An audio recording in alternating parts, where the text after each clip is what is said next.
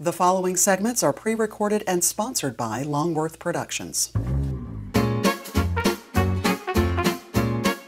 Holiday safety on Triad Today.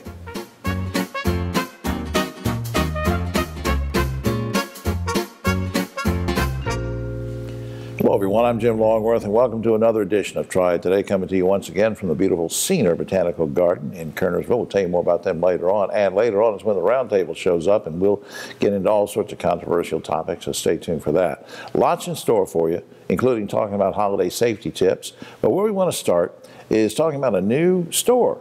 And it's not just like any store, it's a store that's going to help you help hospice patients.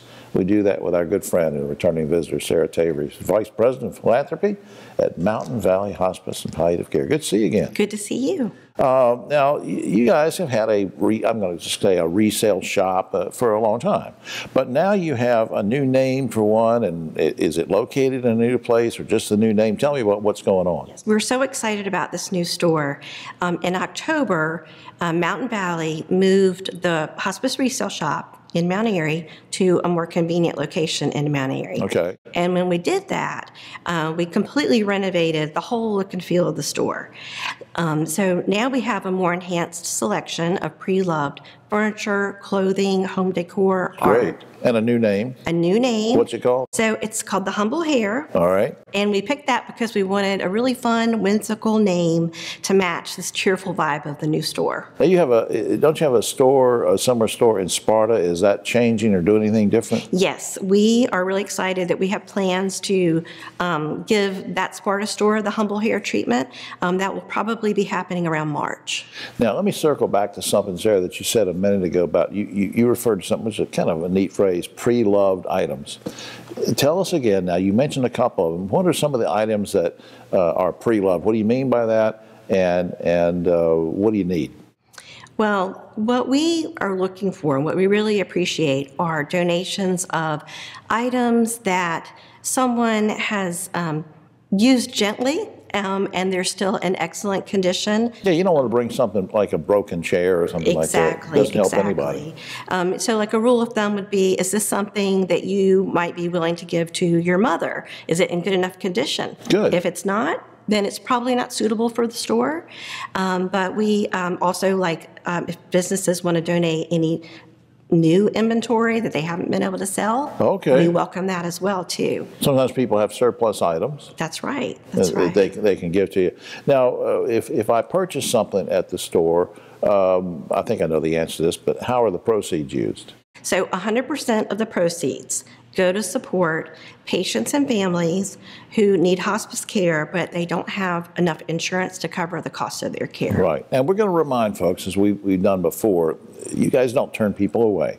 There are for-profit hospice organizations. I don't want to get on a soapbox here, but there are profit-making hospice organizations and nonprofit ones like Mountain Valley. So they don't turn anybody away just to make a profit. But, Sarah, as you were saying, some people don't have the proper insurance or whatever, and it'll make it easier if you have some extra funds coming in, because you do a lot of fundraising throughout the year, right? That's right. We sure do. Yeah. Now, if I want to be sure that people know the difference. I mean, if I want to go donate something versus I want to go shop.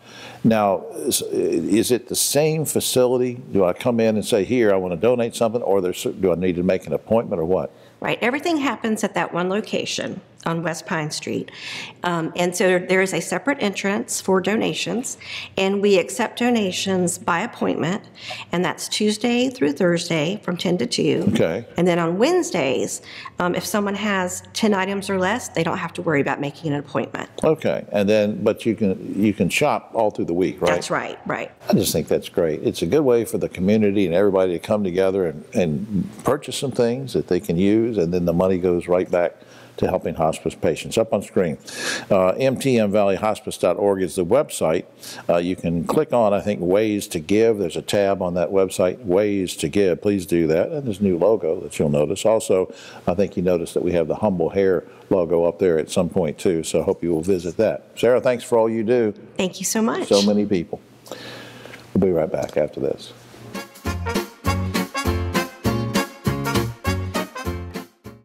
My mother passed away on a Monday night. My dad and I were with her.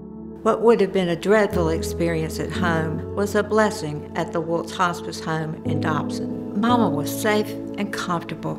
So were we. We were even able to bring our dog Gracie for a visit. From their in-home care to their hospice homes to helping us after she was gone. The people at Mountain Valley Hospice made us better people and became family.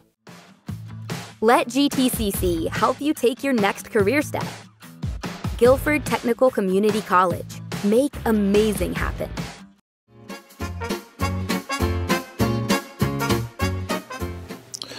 Back now on Triad Today, one of our favorite guests just happened to be in the neighborhood, and he's a busy guy. We're going to tell you why in just a second. He's always busy.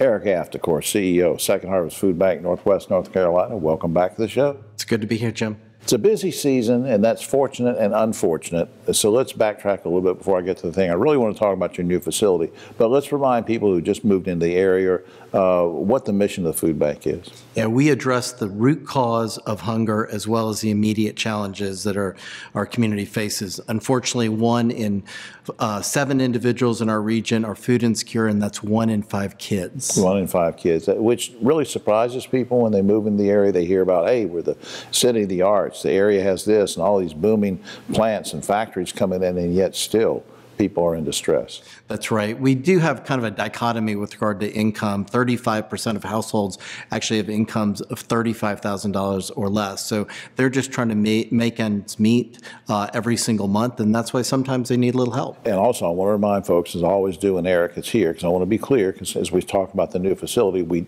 don't want people going to the new facility to say, I'm here for my food. You work with agencies who help people. How many? That's right. 515 programs across our 18 counties, from food pantries that folks are very familiar with, to shelters, to congregate meal sites, as well as sites for after-school programs and as well as senior programs. All right, now, the new facility you just moved into recently, where is it located, how big is it, and why did you move? We're in Shorefair Drive, which is in Whitaker Park, right near the Wake Forest football stadium and baseball stadium. Great location for our community to come, be part of our work, volunteering.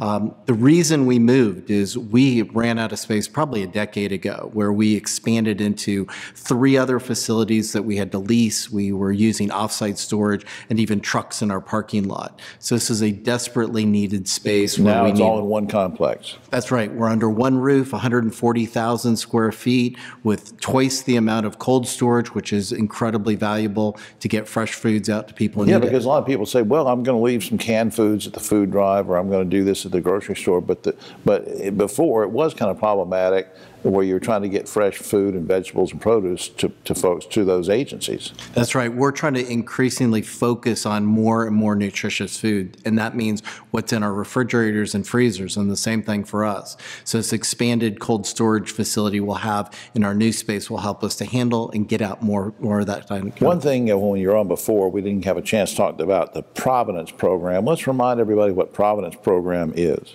Yeah, part of the food bank that we do to address the core reason that people are facing hunger is employment challenges, getting a job that pays a living wage. So our Providence Culinary Training Program trains over 70 people a year. Over its history, over 700 graduates, to get people on the path to being able to have a career, not just a job, but a career in the culinary world. That's great. Now, any plans in the coming year to expand the Providence program or any other programs you might be involved with? Absolutely. We look to expand the Providence Culinary Program, getting more people in, but also get into the supply chain management training with our friends at Foresight Tech as well as Goodwill. When we're moving about 440 tons of food a day, it's a great chance learning environment for folks. Before we run out of time, very quickly, you mentioned volunteers a while ago. What can they do? How important are they?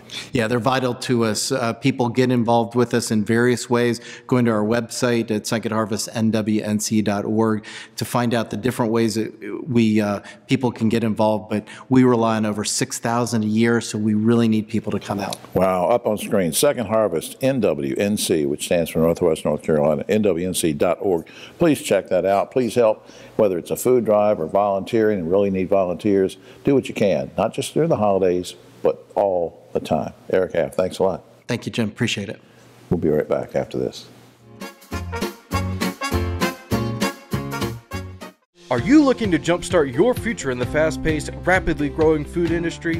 In Second Harvest Food Bank's Providence Culinary Training Program, you'll learn the craft and art of cooking, plus business and management skills, science and nutrition, and essential life skills. Providence Culinary Training has helped hundreds of individuals just like you launch successful culinary careers. There's no reason to wait to turn your passion for food into an exciting career. Check out the upcoming class schedule on our website at providencews.org.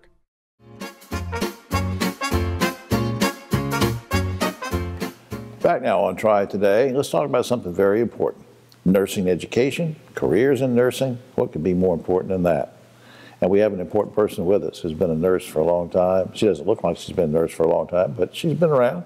And we welcome Allison Bedsall, Director of Nursing Education for Northern Regional Hospital. Thanks for all you do, and thanks for being here. Happy to be here. Thanks for having me. Now, let's talk about your nursing education program. How does that work? How does it benefit students? Bring me up to speed. Okay. Well, we were kind of already in a nursing shortage prior to the pandemic. Absolutely. You know, the aging baby boomers retiring, and the pandemic didn't help, probably worsened it. So another thing with the nursing shortage is, you know, you start losing nursing faculty. They're aging out and they're retiring. Right. So it's a double whammy because yes, you lose, yeah. And you have to have faculty to help you produce more nurses. Right. So what we started doing is Surrey Community College is the local college in our area. So what we started doing is we offered the clinical, our staff nurses offered the clinical site and their time to be clinical instructors at the facility. Right. And that way the faculty could focus on the academic side at the college. I think that's just great. Yeah. Great relationship that you guys Yes. have with the college and particularly at this time, as you mentioned. Now, how many students are involved in this program right now, and how many, I'm going to call them mentors, people from your staff that mentor the young people and help them teach? What's the balance there? It's me and about 8 or 9 others of staff members that do this, and they work from all various areas, various years in nursing. They all have many years of experience, so it's great for these students. And then probably students in a given week doing their clinicals. Goodness, probably 50 to 70 students pass through a week. Right, great potential. Yep. That's so encouraging to hear that they're interested in it, and now they can come to a system where you're partnered with a community college. Yes. You've got the mentors, the people really know what they're doing, working on the, Yes. you know, in the trenches, and can really teach them. And I guess that brings me to this: do you? And this is going to sound kind of braggy when you answer the question. I understand it, but is this sort of, you think, a good model for any kind of hospital to start up a program like this? I think so. You know, even though we're a small rural hospital, I mean, this program is just, it's phenomenal. It's even turned out better than I imagined. I can't imagine this not being, you know, being in place for a long, long time, and others also doing this as well, because the nursing shortage and lack of faculty, it's all across the nation. Yeah, and but look, it takes some time and extra effort, and I know you guys are putting in the extra time, and I really appreciate that. What are the goals going forward that you have for the hospital's program in this regard, for how you team up with the college? Where is it going in the future? I hope we continue to do this program and continue to grow and continue this partnership on in past my retirement even. Right.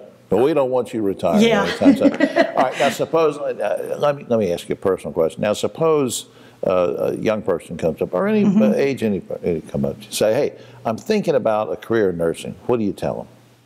I tell them definitely. One good thing about nursing is there are so many different avenues to go in. It's just the sky's the limit. Yeah. I mean, it's just so many areas, avenues, education in different ways you can go. Private practice, Yes. Operating room, emergency room, you know, different specialties like that. And then to stay on a personal track here, we have a few seconds left. I'm just curious, since you and I've never met before now, why did you want to become a nurse? Did somebody sort of suggest it, or a teacher or a parent, or? We had a career fair at our school. Really? And I had wanted to go, I had thought about pharmacy, but I was helping in a local pharmacy in my hometown, just kind of shadow, and I thought, that's not for me. I like to talk too much. I don't know if I could be back here behind the glass. And at a career fair, 2 nurses, been nurses for years, talked to me, and I thought, that is awesome. And I love helping people. How about and that? I love talking to people. So, yeah, it's just grown from that. You showed up and got surprised by sort of 2 mentors right there that you didn't expect. I just think that's great. They just made it sound awesome. That proves the point that the time that you're putting in and your staff is putting in to mentor these young people are going to make a difference. Thanks for doing this. Thank you. Up on the screen, choosenorthern.org. It's the website, choosenorthern.org. Please check that out. We'll be right back after this.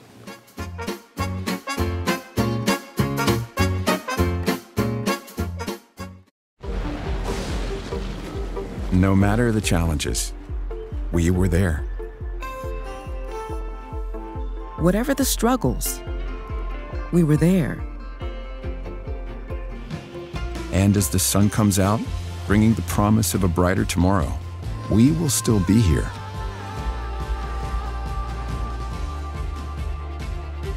We're Duke Energy, and we're building a smarter energy future for you. Hi, I'm Jim Longworth, reminding you that Triad Today is now streaming on WFMY Plus, available free on Roku and Amazon Fire TV.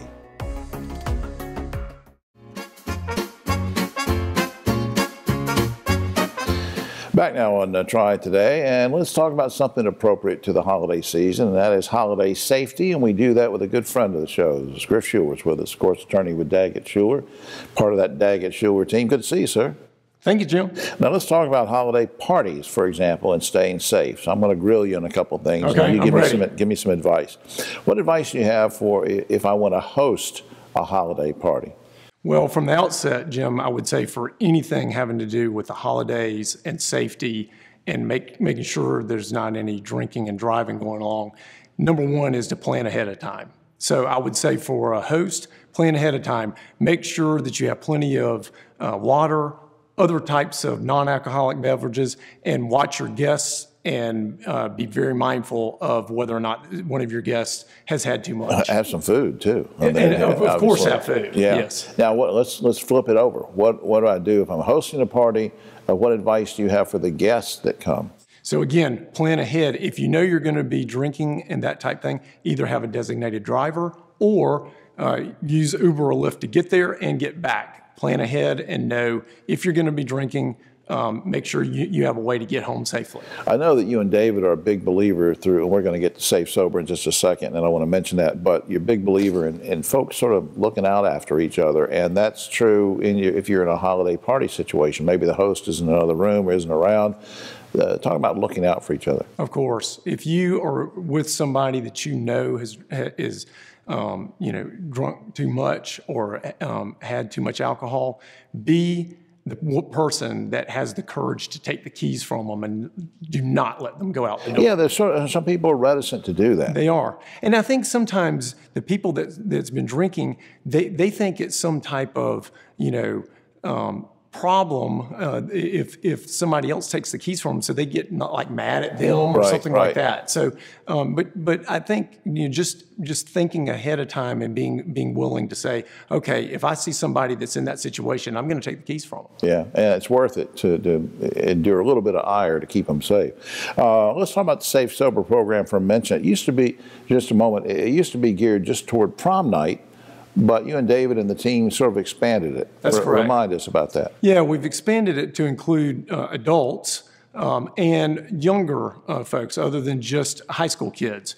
And on the adult side of things, particularly this year for the holiday season, we've got some public service announcements going out. We have a radio spot going on right now that really touches on that part that you were just talking about, Jim, about if you know someone, if you have a friend or family that's leaving, take the keys from them. That's illustrated in the spot that we have on the radio. I think you have a van going around. Sure do, yeah. We've got our Safe Sober van that goes around. If anybody sees us, give us a wave, that'd be great. Seriously though, I mean, those kind of things, the PSA certainly, but even the van going around, it sort of helps the mission, doesn't it? It does, because you're trying to spread the word. And it takes all of us, Jim. Thank you to you for having us on today to speak about this. It takes all of us to really put the spotlight on the dangers of drinking and driving, and how if we work together, we can lower the risk. Anything you're going to do differently with Safe Sober in 2023, or any changes, expansion, anything you're thinking about? Obviously, we'll have our T-shirts, which are very, very popular. Those will be out starting in the spring. High school kids love those. High school kids love those. We've extended the program, as we were talking about earlier, through the YMCA and a program that we're doing with them for the summer, in order to get the T-shirts and have some opportunity to get with younger kids, middle school and elementary school kids. And then another highlight this year is that we're already planning, we're going to have a Takeover the Dash game type program on a Sunday afternoon at the ballpark. Oh, that's great. So all different ways to raise awareness. That's great. Up on the screen, daggettschulerlaw.com. If you need the help of these guys here and their team, or you can call 724-1234. And will you stay over for the roundtable? Oh, that'd be great. All right. Thanks, Jim. We'll be right back after this.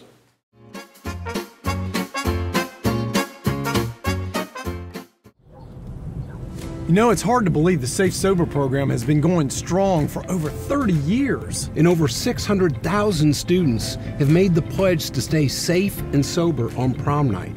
You know, Griff, it's had a huge impact on our community. Yeah, you're right, David. And now we're making sure the message continues year-round. So everyone can join us in supporting our students. Learn more and take the pledge at safesober.com, sponsored by Daggett Schuler. Hi, I'm Jim Longworth, reminding you to catch my column Longworth at Large and Yes Weekly every week. It's available throughout the Triad, or you can go online, yesweekly.com. What are you waiting for? Your future awaits at Guilford Technical Community College. Make amazing happen.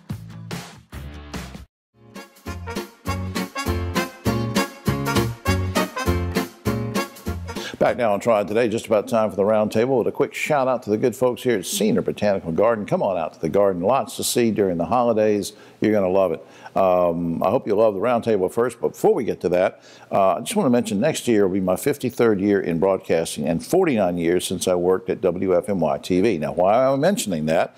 Because this week, Triad Today is going to start streaming on WFMY Plus, available free on Roku and Amazon Fire TV. It'll still be on Saturdays and Sundays on ABC 45 and My 48, but now streaming on WFMY Plus. And three guys that are a real plus to this show. On my right, Ogie Overman, the great broadcaster and journalist, held over from the last segment. Griff Schuler is here, and Keith Granberry, founder of Helping Hands Consultants. Guys, we've talked before about a 4-day work week, but now results are in from a 6-month trial in England where 33 companies participated. The employees, the companies all loved it. They're going to keep doing it, the 4-day work week. Guys, would a 4-day work week fly in North Carolina, Ogie? It's already flying here, Jim. A lot of people have worked. I've worked 410, so it works fine. What about, Griff, though, if it was made into some kind of law or something, an ordinance? I mean, what do you think? I don't think it should be made into a law. I think there's certain jobs and certain industries, Jim, that works great for. I think a lot of employers right now, though, are really challenging themselves about different types of ways to get the employees to work and more flexibility. Staffing problem. Keith, what do you think? 4-day work week? I think 4-day work week is good, and I think it also gives people incentives to work hard those first 4 days. I think it'd be great. That's a good point. Now, San Francisco police are considering using robots in dangerous situations. The robots carry explosives and can be detonated by police if necessary. Guys, are you okay with police being able to use robots to blow up criminals in dire situations? Ogie? I think I am, Jim. I covered a robot case where it's a suspicious package at a mall, and it's kind of fun, really. They can be useful, but then, Griff, what do you think about using them to blow up people? I think it's okay so long, obviously, there's a person behind the decision-making, and obviously it needs to be a situation where there's not excessive force. Keith? I don't like that at all. I don't like robots blowing up people. I think if it's a bomb involved, but other than that, I don't need robots blowing up people. We got too many problems with cops. Yeah, you know, you never know. Somebody might be innocent, even if they've got a gun or something. You don't know what the situation is. Yeah, a lot of innocent people are being shot. Now we're gonna add a robot into the equation. All right, they've tabled it for a while, but they're still talking about it in San Francisco. Okay, in order to curb the spread of AIDS, the FDA has for many, many years banned sexually active gay men from donating blood as a precaution. Now the FDA is considering lifting that ban. that ban on active gay men giving blood. What do you think? Good idea, bad idea to lift the ban? I think that there's a test available now that you would have to take in order to give blood if you're an active gay man, and I don't have no problem with it. Lifting the ban, good idea or bad idea? Following up on what Ogie just said, I think that the technology and the science has improved presently, and I think so long that we're able to test the blood and make sure it's obviously the type of thing that can be used. And you can test anybody. You can test anybody's blood just to make sure it's a precaution, before using going into surgery. I think that was put in back in a time when the testing of blood was not as exact. Keith, first of all, I think it's terrible. I mean, how do we know who's gay and not? I mean, this is absolutely crazy. Yeah. Test everyone's blood. Yeah. Why are we just focusing on gay people? That's crazy. That's a good point. A recent report shows that despite a 10-year-long Read to Achieve program, only 43% of North Carolina third graders are proficient in reading. Guys, regardless of kids' overall grades, which could be good, should a student be held back if he isn't proficient in reading at the third grade? Ogie.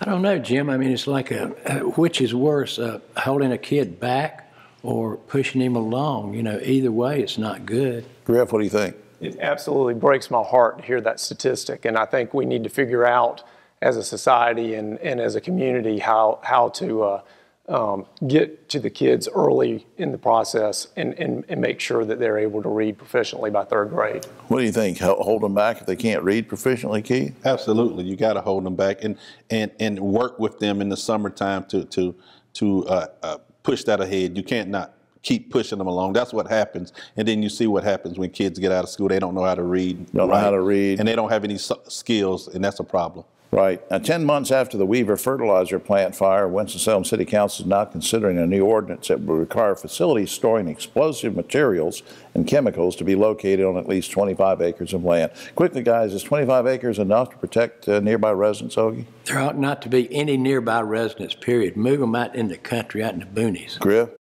Maybe it strikes me of how close are the chemicals to people and how much chemicals are there. Yeah, Keith. In what area they always seem to put these right near people who are poor and impoverished. I can guarantee you they're nowhere near families that are rich. I can guarantee that. That's a good point. And changing subjects finally, guys, Elon Musk is seeking approval to implant a chip in our brains so that information from our bodies can be transmitted to a computer where the data can be studied. Guys, would you volunteer to have something put in your brain, Ogie? Nothing from Elon Musk is going to be put anywhere near my brain. Griff, would you like to have something put in your brain? If placing in my brain would make me smarter, maybe. But if they're just using it to look at data, no. Keith, you want something put in your brain? My brain can't handle it anymore. It's already at capacity. Oh, Lord, thank you. Thank you. It's already at capacity. Oh, thanks. It's just nothing more can go into it. I didn't have to say anything. You didn't have to say anything. I knew you was going to say it. Thank you. Yeah, that's right. And, well, that's all the time we have. Oh, except for this. A Cherryville, North Carolina woman just turned 105 years old. All she wanted for her birthday is a birthday card from all 50 states. She only got 49, though. Arizona's still holding out to certify whether she's 105. Get that, Ogie? I did. Go Herschel Walker. For all of us here on Triad Today, I'm Jim Longworth. We'll see you next week.